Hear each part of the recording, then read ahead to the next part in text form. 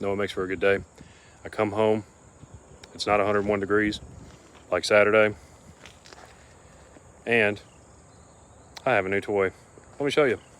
So this may possibly be the most expensive carburetor I've ever had in my entire life ever. This thing is like $875, and I'm gonna say it's worth it. So this beautiful piece of casted metal is the Edelbrock VRS-4150 carburetor. Now, this is the 750 CFM piece. As you can see, it is dual feed and dual pump.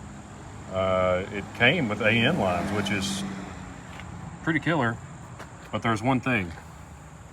I'm gonna have to learn how to do AN lines, because this puppy don't got them. Not only does it come with integrated bowl drains, it also has adjustability on almost every circuit possible, which is pretty killer for, you know, an out-of-the-box piece. It's not some sort of trick custom job.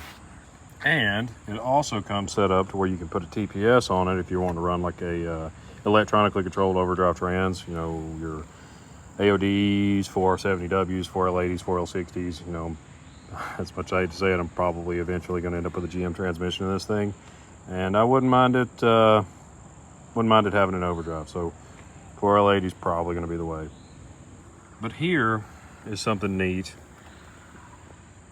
about those adjustments and what the different bleeds do. So zoom in a little bit on that, get a little bit of clarity.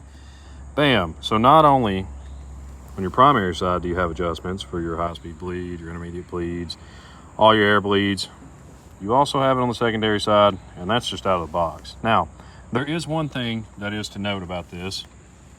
She ain't got no choke up on her, which, I mean, doesn't bother me any, because I don't even have the choke hooked up on 95% of the things that I own. The only thing that I know of that's got choke or any kind of cold weather help is that, the Coyote car, and that piece. So it's blatantly obvious that the lack of choke has literally no bearing on me whatsoever. Now, I'm not using the gimbal to shoot this, so my apologies. If it's a little shaky, I'm just really stoked. Check out the sight glasses. Look at the clarity in it. Like that. That's pretty killer. And it's a through and through. We got vacuum port. And we got another vacuum port. And another vacuum port, because you never know how many you're going to need. And something else really cool. Boom. Look at that. It's already set up for kind of a multi-flange deal. Now that we've taken a look at that, there are a couple of things I'm going to have to change under the hood. I'm going to have to clean it up. Keep in mind, this thing is not new off the showroom floor, as we can tell. She's been around the block a little bit, and I've had this thing for probably 13 or 14 years. So this is kind of one of the steps in the TLC that we need to do to the old truck. Let me show you what it's going to be replacing. Oof, it is so dirty under here. I'm gonna have to do some spring cleaning. Yeah. So it's gonna be replacing old Trusty. Now this carburetor right here, I've had to do some improvisations on at the track multiple times, I'd say. And you know, it never really steered me wrong. I've been having some problems out of it, obviously, since it's sat, but hey, what can I say? The thing's worked. It's worked pretty well. Trust me, you guys are really going to enjoy it when I get this thing cleaned up here, because this looks terrible. Now, keep in mind, no choke, hooked up. I don't care.